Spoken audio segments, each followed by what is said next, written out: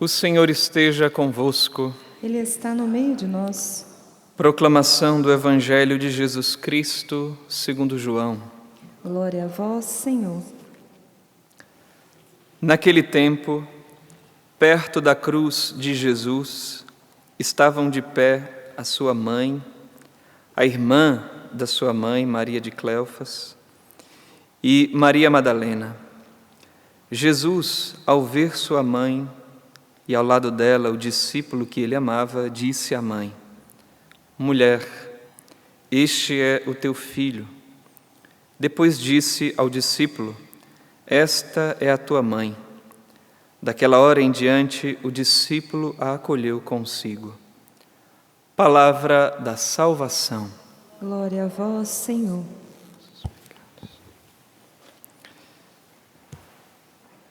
Querido irmão, no sacerdócio, irmãos no Senhor, vocês ouviram aqui as leituras que são próprias do comum de Nossa Senhora.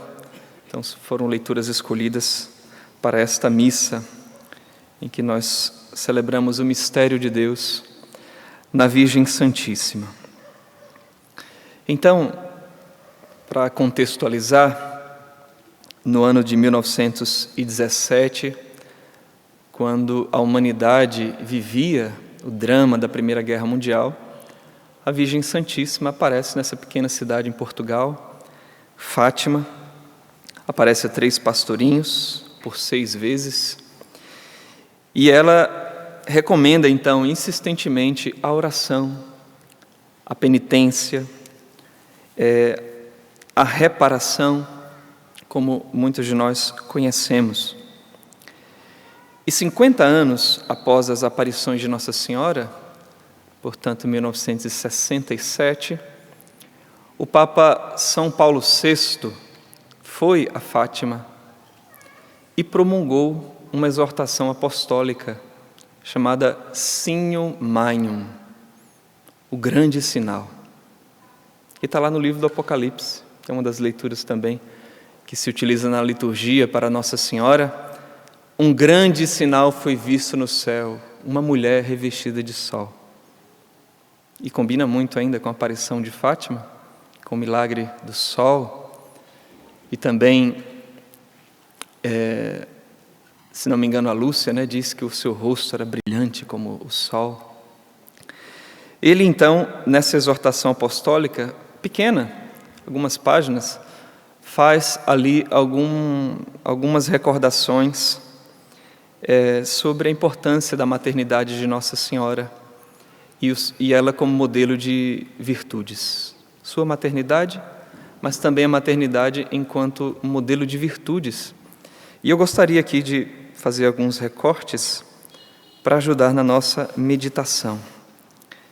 Então, o Papa São Paulo VI, ele aponta para o inseparável vínculo existente entre a maternidade espiritual de Maria e os deveres que nós, como redimidos por Cristo, temos em relação à devoção à Virgem Santíssima. E ele vai falar então sobre isso.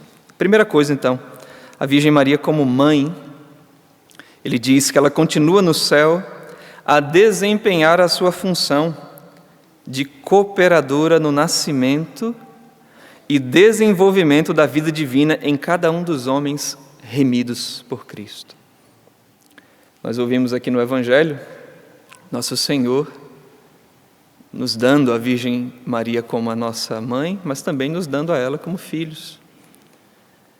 E ela, então, como cooperadora eminente na obra da redenção, ela trabalha gerando os homens novos e fazendo com que a graça que nós recebemos, especialmente no batismo, cresça dentro de nós. Agora, como é que ela faz isso? O Papa diz que ela faz isso, antes de tudo, pela sua oração, pela sua intercessão por nós. Nós vemos aqui na leitura dos Atos dos Apóstolos a Virgem Maria em oração, com os apóstolos, aguardando ali a vinda do Espírito Santo. Logo ali na virada do capítulo 1 para o 2, em que o Espírito Santo desce sobre a igreja. E ainda diz o Papa, tão bonito, ele diz, olha, a Virgem Santa, de fato, gozando embora da contemplação da Santíssima Trindade, ela está lá diante da Santíssima Trindade, não se esquece dos filhos, que caminham como ela outrora na peregrinação da fé.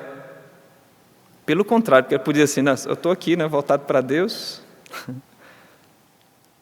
Ela não se esquece da missão também que Deus deu a ela.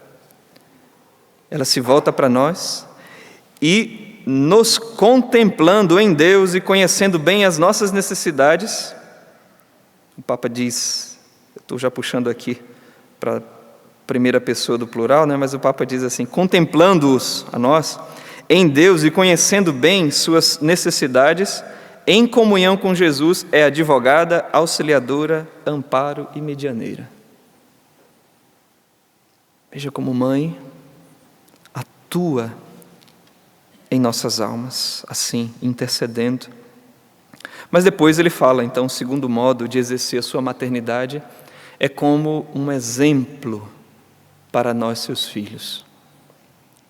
E aí o Papa diz até isso, de que assim como os ensinamentos de um pai, de uma mãe para os filhos, esses ensinamentos são fortalecidos quando os filhos observam o testemunho, a coerência, a prudência, a vida cristã dos pais, assim também a Virgem Santíssima, com a sua vida, nos leva a imitar o exemplo do seu filho.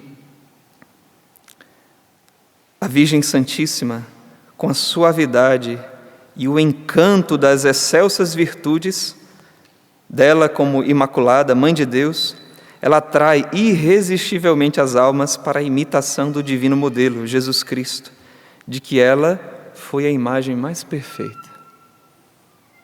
Então, ela foi a imagem mais perfeita de Jesus e nos ajuda também a imitar nosso Senhor. Só que o Papa, e para concluir, ele diz assim, que veja, mas nem a graça do Divino Redentor, nem a poderosa intercessão de sua e nossa Mãe espiritual poderiam nos conduzir ao porto da salvação se a tudo isso não concorresse a nossa perseverança, a nossa perseverante vontade de honrar Jesus Cristo e Maria, Mãe de Deus, com a fiel imitação das suas sublimes virtudes.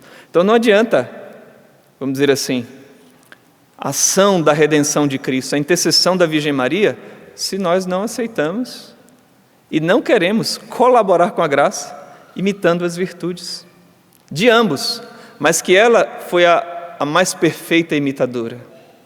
Todos nós seguimos a Cristo, mas se a gente percebe aquilo que Cristo falou sendo exercido na vida de alguém, e foi na vida da Virgem Maria, fica mais fácil da gente também caminhar, recebendo dela a intercessão e imitando os seus exemplos. É, pois, diz o Papa, dever de todos os cristãos imitar religiosamente os exemplos de bondade que lhes deixou a Mãe do Céu. É nosso dever. Mas a Virgem Maria, como nós sabemos, não cessa de lançar os seus apelos, a sua proximidade e o seu amor por nós. Ela disse que o seu Imaculado Coração vai triunfar. Claro, ao lado do Sagrado Coração de Jesus, esses dois corações, os nossos dois amores, vão triunfar. E nós também devemos desejar estar junto desses dois doces nomes, Jesus e Maria, Maria e Jesus. Que bom que estão aqui, um ao lado do outro, o altar e a imagem da Virgem Maria. Eis aqui para nós, modelo, sinal de misericórdia nas nossas vidas. Nós devemos acorrer para a Mãe que nos leva ao seu Filho de forma irresistível.